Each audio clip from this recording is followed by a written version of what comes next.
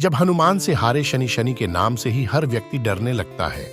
शनि की दशा एक बार शुरू हो जाए तो 7.5 साल बाद ही पीछा छोड़ती है। लेकिन हनुमान भक्तों को शनि से डरने की तनिक भी जरूरत नहीं। शनि ने हनुमान को भी डराना चाहा, लेकिन मुंह की खानी पड़ी।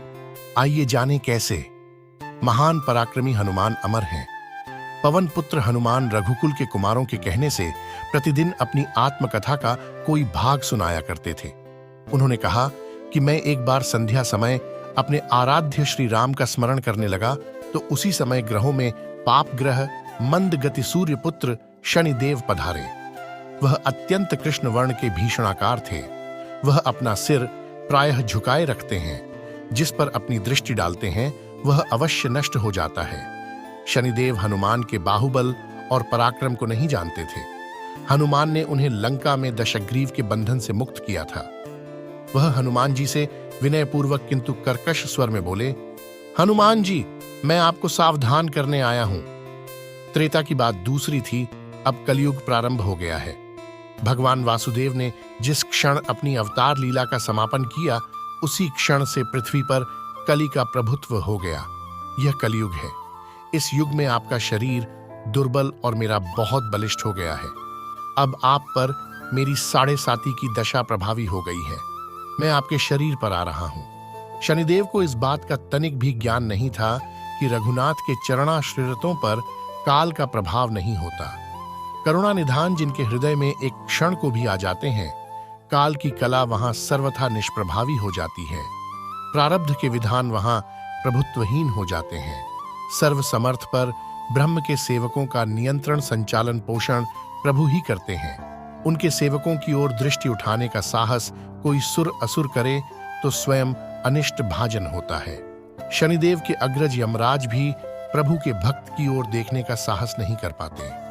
हनुमान जी ने शनिदेव को समझाने का प्रयत्न किया, आप कहीं अन्यत्र जाएं। ग्रहों का प्रभाव पृथ्वी के मरणशील प्राणियों पर ही पड़ता है। मुझे अपने आराध्य का स्मरण करने दें। मेरे शरीर में श्री रघुनाथ जी के अतिरिक्त दूसरे किसी को स्थान नहीं मिल सकता। लेकिन शनिदेव को इससे संतोष नहीं मिला। वह बोले, मैं सृष्टिकर्ता के विधान से विवश हूं।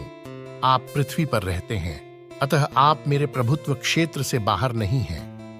पूरे 22.5 वर्ष व्यतीत होने पर 7.5 वर्ष के अंतर से 2.5 वर्ष के लिए मेरा प्रभाव प्राणी पर पड़ता है, किंतु यह गौण प्रभाव है। आप पर मेरी 7.5 आज इसी समय से प्रभावी हो रही हो। मैं आपके शरीर पर आ रहा हूं, इसे आप टाल नहीं सकते। फिर हनुमान जी कहते हैं, जब आपको आना ही है तो आइए। अच्छा होता कि आप मुझ वृद्ध को छोड़ ही देते।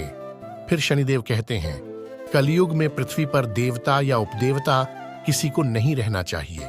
सबको अपना आवास सूक्ष्म लोकों में रखना चाहिए। जो पृथ्वी पर रहेगा वह कलयुग के प्रभाव में रहेगा और उसे मेरी पीड़ा भोगनी पड़ेगी। और ग्रहों में मुझे अपने अग्रज यम का कार्य मिला है।